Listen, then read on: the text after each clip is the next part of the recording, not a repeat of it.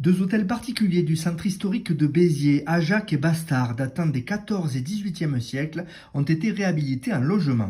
25 logements abordables dédiés aux salariés, financés par Action Logement pour 2,2 millions d'euros. C'est une chance pour le maire que je suis d'avoir des rénovations de cette qualité.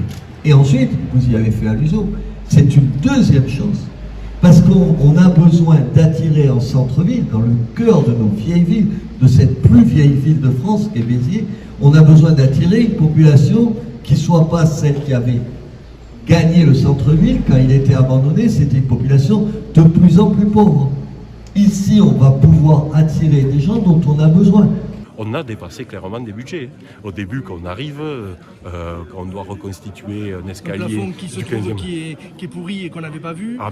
Automatiquement, on a des surprises. Mais les surprises restent quand même passionnantes. Moi, pour les équipes qui suivent ça en interne, elles trouvent qu'il y a beaucoup plus de valeur ajoutée dans l'acte à réhabiliter et à respecter des normes techniques ou des Vous avez fait appel ouvrages. à des compagnons, notamment de Castelnaudary pour la pierre. Exactement. Et pour reconstituer, on a eu, c'est la première fois, on le voit assez peu, des tailleurs de pierre.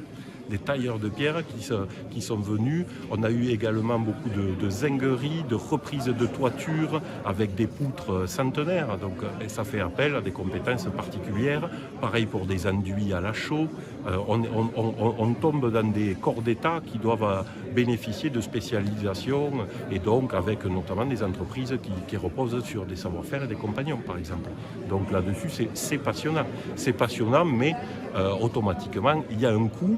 On a quand même été impacté, et vous le voyez sur des postes, par exemple les menuiseries. Les menuiseries bois qui ont des cintrages, qui sont automatiquement double vitrage. C'est un budget qui est hors norme par rapport à du neuf. Des plafonds en bois dans le premier hôtel qu'on a visité encore en travaux. Des plafonds en bois magnifiques que vous avez pu conserver et restaurer, j'imagine aussi. Oui. Et on a encore un autre hôtel particulier à Béziers où là, l'intérieur est classé avec des cheminées, des vitraux, des parquets et on adore sélectionner parce que c'est du challenge. Il n'y a pas de classement. Il n'y a pas de classement dans ces demeures, dans ces hôtels particuliers. Ils sont classés ou pas? Oui, ils sont classés, mais vous pouvez avoir des parties. Là, en l'occurrence, c'est l'intérieur qui est classé. Donc ça veut dire qu'il faut nécessairement des cheminées aux moulures, aux vitraux. Il faut qu'on conserve et qu'on restaure l'essentiel, jusqu'aux poignées de porte. Mais on arrive sur des ouvrages qui sont fantastiques, mais avec des escaliers qui sont monumentaux. C'est un savoir-faire qu'il ne faut pas qu'on perde, puisque généralement, ces opérations, il faut qu'on les mette en maîtrise d'ouvrage direct et il faut qu'on y affecte du personnel qui puisse être en capacité de piloter cette technicité.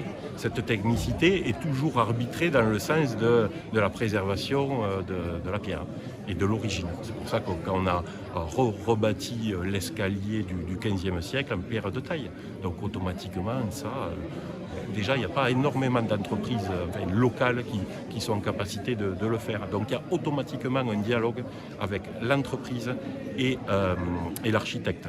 Parce qu'on définit un programme, un cahier des charges techniques, mais on est quasiment assuré d'avoir des surprises en cours de chantier sur la solidité des planchers, sur les plafonds, Puis on arrive à être rentable sur un projet comme ça, c'est à long terme. À très long terme, oui.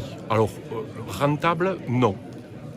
Si on ne prend en compte que l'exploitation locative, forcément, à du 7 € le mètre carré et un prix de revient qui est à 4 500 ou 5 000, on est sur une... 600 € pour un 85 mètres carrés avec les charges. Donc, ce n'est pas rentable locativement. Si on prend en compte la valeur patrimoniale et également l'utilité sociale... Vous revitalisez, Exactement.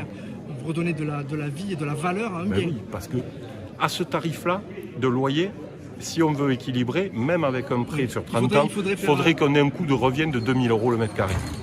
Bon. Oui, il faudrait les louer combien si il faudrait qu'on multiplie par 2,5 les loyers. Mais après, il y a des loyers de marché. On peut, mais on travaille là avec la collectivité, par exemple, les déplacements, le stationnement. Donc il n'y a pas de stationnement. Là, par exemple, cette cour intérieure, on n'a pas envie d'y mettre 6 voitures. Donc, en accord avec la ville, on a une poche de stationnement dans des parkings privés qui nous sont réservés. Pour arriver revitaliser le centre-ville avec de la population active, il faut offrir une qualité de prestation et après de la commodité. Donc là, on est un hypercentre, il y a des avantages, il y a des inconvénients et le stationnement, on ne peut pas se permettre de ne pas offrir de stationnement.